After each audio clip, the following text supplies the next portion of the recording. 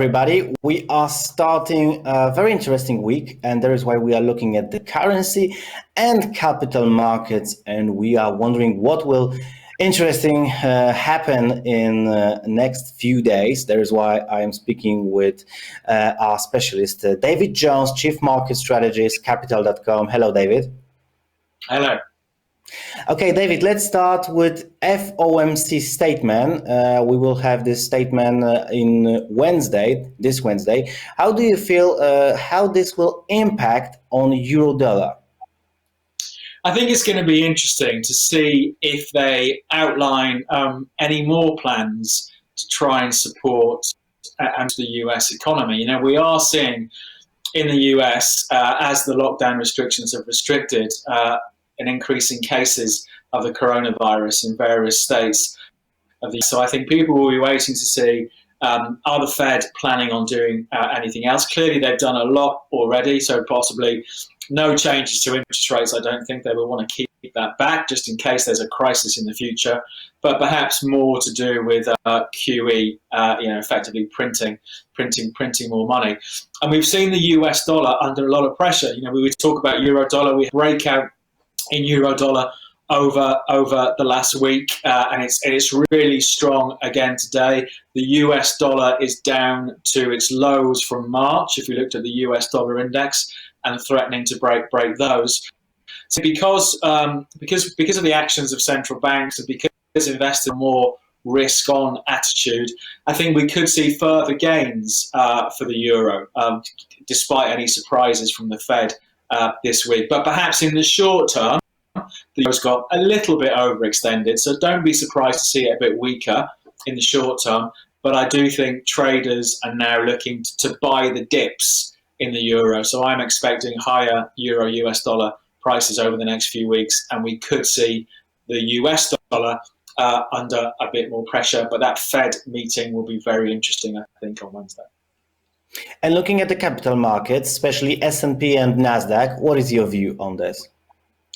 Well, I think it's interesting. We've seen this incredible recovery, clearly, off the March low. But over the last week and a half, we've seen the NASDAQ, I think in particular, we've seen, I suppose you could call it profit taking. You know, it was out at all-time highs anyway. So we have seen a bit of weakness in the tech sector. And because such of the rally in the S&P has been led by tech stocks, you know, the likes of Facebook, Netflix, Microsoft, Amazon, those sort of stocks definitely helped the S&P recovery. So while these markets are still positive, I think the S&P in the last week or so went positive for the year so far. I think we're seeing some nervousness coming back into stock markets. I don't think it means we're going to see a really sharp sell-off, but we're not seeing the sort of gains and the sort of progress on a daily basis that we were seeing just a few weeks ago. So perhaps after a strong bounce back over the last 4 months, perhaps the theme for the summer for US stock markets will be of more sideways trading. I think we are definitely seeing perhaps more cautiousness amongst investors coming back when it comes to US stocks. And looking at the Aussie dollar, on Wednesday, we will have CPI data. Forecast is minus 2%. And what is your view on Aussie dollar? Do you think that it could gain looking at the gains of gold price, or maybe it's a more difficult situation? I think it could still have a bit further. And it's interesting, of course, you mentioned that the gold price there.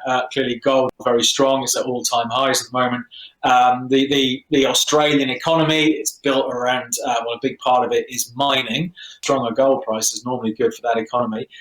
It's had a good recovery, the Aussie dollar, over recent months. And I think coupled with the weakness of the US dollar, unless we get any surprises off that CPI data, I think that we could further gains for the Australian dollar, perhaps at not the same rates that we've seen in recent months. You know, I think we've seen really accelerated gains across all sorts of markets in recent months. So again, perhaps it starts to calm down a bit, but it's still positive, I think. And that, as you say, that gold price and a weaker US dollar definitely helping the Australian one. And I think the Australian economy is going to be really interesting to watch over the next months.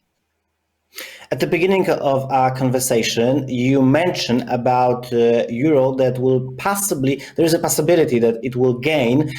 In Thursday, we will have German prelim GDP quarterly. Forecast is -9%. It's not looking very good. So what is your view on this data? What is your view on German economy, which is one of the most important economy in the European, on the European markets, right? On the European economy. It's going to be really interesting that the German data, because even before all of this started, the coronavirus, if we went back to 2019, we'd already seen the German economy, I think at the beginning of 2019, narrowly avoid going into recession. So the German economy was under pressure anyway. Clearly, everyone has had to deal with this pandemic this year. So I think expectations, as you say, -9%. I think unless it is much worse than that, I think we could see the DAX, the German stock market, hit really hard. So I think all these numbers, 9% drop is a big drop, but it's all about what does the actual number look like compared to what the market was expecting. So I think if it ends up being more than 9%, we could really see German stocks under pressure. As you say, it's the most important European economy. It has been struggling over the last 18 months, and it's going to be another really interesting one to watch over the months ahead. But let's see. I think if it surprises and it's better than -9%, we could see quite a sharp rise, a sharp short-term rise in stocks. So that's going to be potentially a really volatile announcement later this week. We mentioned about Australian dollar and gold, and now let's talk about Canadian dollar and crude oil. In Friday, there will be GDP data from Canada. Forecast is 3.3% on plus, of course. And do you think that crude oil can help this currency? I think it may have helped it over the last few months. Of course, again, we've seen this fantastic bounce back for the price of crude oil, trading around $40, $41 a barrel at the moment. But it does feel as if the recovery in crude has stopped for now. I think it's difficult to see crude oil at $50 a barrel, for example, over the next few months. A 25% rise from where we are now, given all the uncertainty. So I think it's definitely helped Canadian dollar in past months, but I think perhaps now the Canadian dollar is going to be more about what's happening with that US dollar. If we see continued weakness for the US dollar, that should help the Canadian dollar. But I think perhaps oil is not much help in the months ahead, because I do think that the bulk of recovery for oil is over in the short term at least. And it wouldn't surprise me if it just trades sideways around $40 a barrel. So perhaps we'll see similar sideways trading for the Canadian dollar. David, thank you very much for this conversation. My guest and yours was David Jones, Chief Market Strategist, Capital.com. Thank you very much.